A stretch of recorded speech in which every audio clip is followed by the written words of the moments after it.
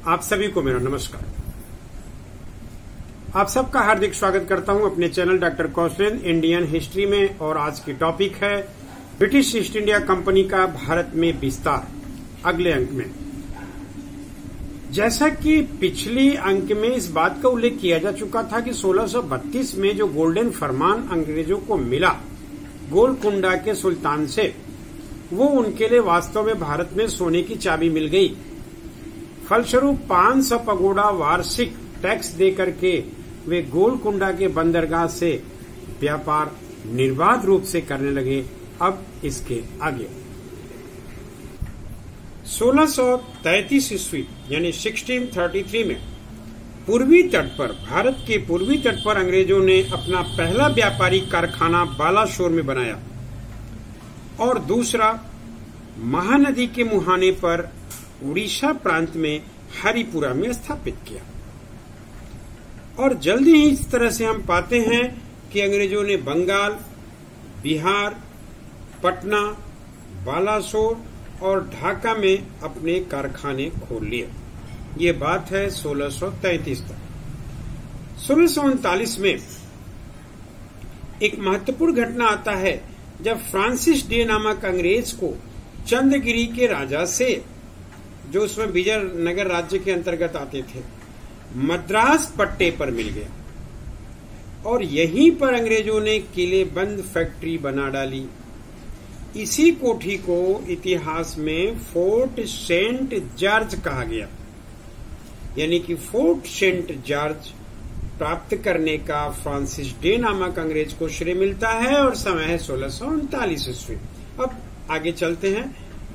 1641 में एक महत्वपूर्ण घटना घटती है जब फोर्ट सेंट जॉर्ज के अधीन, जो कोरोमंडल तट का मुख्यालय बन गया, सारी कंपनियां यानी कि बंगाल की, बिहार की, उड़ीसा की, कोरोमंडल तट की सभी बस्तियां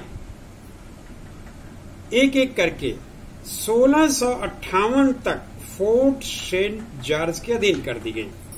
यानी 1658 तक फोर्ट सेंट जॉर्ज एक महत्वपूर्ण ईस्ट इंडिया कंपनी का सेंटर बन गया दक्षिण भारत में, मद्रास प्रेसिडेंसी में। इतनी महत्वपूर्ण उपलब्धि के लिए हमें पीछे के दो डेट पर बात करना महत्वपूर्ण होगा, जब 1642 का एक समय है। देखा गया तो पुर्तगाली और अंग्रेज ये दोनों एक दूसरे के विरोधी थे, लेकिन 1642 आते आते पुर्तगाली शासक जॉन चतुर्थ और ब्रिटेन सम्राट चार्ल्स प्रथम, इनके बीच में एक संधि संपन्न होती है। इस सूरत और गोवा व्यापारिक संधि, जो कि ब्रिटेन और पुर्तगाल के बीच में होता है, इससे दोनों के बीच एक स्वतंत्र व्यापार के लिए जमीन तैयार होती है और इन संधि के माध्यम से ब्रिटेन और पुर्तगाली दोनों एक दूसरे के नजदीक आ जाते हैं। इसी 1642 की इस घटना से थोड़ी व्यापारिक माहौल भारत में बनने लगा, यूरोपियन कंपनी के फेवर में, पक्ष में। इसके कुछ वर्ष के बाद 1651 की घटना का उल्लेख करना चाहेंगे कि जब शाहजहां पुर्तगालियों से नाराज हो गया तो अंग्रेजों की तरफ उसका रुझान बढ़ा। अंग्रेजों को बंगाल में एक सीमित क्षेत्र में व्यापार करने की अनुमति दे दिया। हालांकि यह अचानक से नहीं हुआ। इसके लिए एक अंग्रेज डॉक्टर, जिसका नाम था गैब्रियल बफ्टन, वह जिम्मेदार था। यह अंग्रेज डॉक्टर गैब्रियल बफ्टन शाहजहां की पुत्री का सफलतापूर्वक इलाज करने में सफल रहा।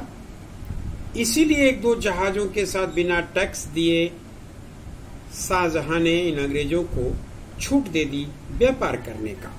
यह बात है 1651 की। 1651 में ही ब्रिजमैन के नेतृत्व में बंगाल में हुगली नामक स्थान पर पहली बार अंग्रेजों की ईस्ट इंडिया कंपनी की कारखाना स्थापित हुआ, कलकत्ता में। तत्पश्चात कासिम बाजार, पटना, ढाका इन सभी कारखाने एक के बाद एक खुलते चले जाते हैं। 1662 आते आते पुर्तगाली और ब्रिटेन के बीच संबंध बड़े मधुर हो गए। फलस्वरूप जो पुर्तगाली राजकुमारी थी जिनका नाम था कैथरीन ब्रेगाजा, इनका विवाह इंग्लैंड के राजकुमार चार्ल्स द्वितीय के साथ कर दी जाती है। समय है 1662 में, 1662 में। इस विवाह के बाद बंबई दहेज में दे दिया जाता है चार्ल्स द्वितीय को, और चार्ल्स द्वितीय ने 1668 तक आते आते यानी कि 1662 में दहेज में मिला, और 6 साल के बाद 1668 में बंबई ईस्ट इंडिया कंपनी को 10 पाउंड वार्षिक किराए पर दे दिया। कई बार कई एग्जाम में इस पर प्रश्न पूछे गए हैं कि बंबई ईस्ट इंडिया कंपनी को किराए पर किससे प्राप्त हुई, तो चार्ल्स द्वितीय जो कि इंग्लैंड के राजकुमार थे। अब बात आती है बंबई के संदर्भ में, तो 2 तथ्य बताना बेहद महत्वपूर्ण होगा। जब 1669 में 1669 तक सूरत में ईस्ट इंडिया कंपनी का जो प्रेसिडेंट था और बंबई का गवर्नर भी था, उसका नाम था जॉर्ज ऑक्सेंडन, और ये वही व्यक्ति था जो कोर्ट ऑफ डायरेक्टर्स को पत्र लिखता है 1669 में। यह पत्र का मजमून कुछ इस तरह से था कि अब समय आ गया है कि आप अपने हाथों में तलवार लेकर भारत में अपने व्यापार का प्रबंध करें। ये कोटेशन भी कई बार एग्जाम में पूछे गए हैं कि इस तरह के कोटेशंस किसके द्वारा कहा गया, तो जॉर्ज ऑक्सेंडन, और ये महत्वपूर्ण है। जॉर्ज ऑक्सेंडन के बाद 1669 में से लेकर के 1677 तक जो बंबई के गवर्नर बने उनका नाम था गेराल्ड ओंगियार। ये बहुत इंपॉर्टेंट प्रश्न यहां से खड़ा होता है कि बंबई का संस्थापक माना जाता है। गेराल्ड ओंगियार को बंबई का संस्थापक क्यों मानते हैं, इसके पीछे 2-3 तथ्य देना जरूरी है। इसने सर्वप्रथम बंबई शहर की स्थापना करते हुए उसकी किलेबंदी की। दूसरे, बंबई में तांबे और चांदी के सिक्के ढालने के लिए टकसाल लगाए। बंबई में न्यायालय की स्थापना की, सेना का गठन किया, पुलिस दल का गठन किया, यानी कि पूरी तरह से बंबई को अत्याधुनिक बनाया। उस दौरान बात है 1669 से 77 के बीच का। यही कारण था कि गेराल्ड ओंगियार को बंबई का वास्तविक संस्थापक या गवर्नर कहा जाता है। ओंगियार के बाद 1682 तक आते आते बंबई की जो जनसंख्या थी वह 60,000 के लगभग थी,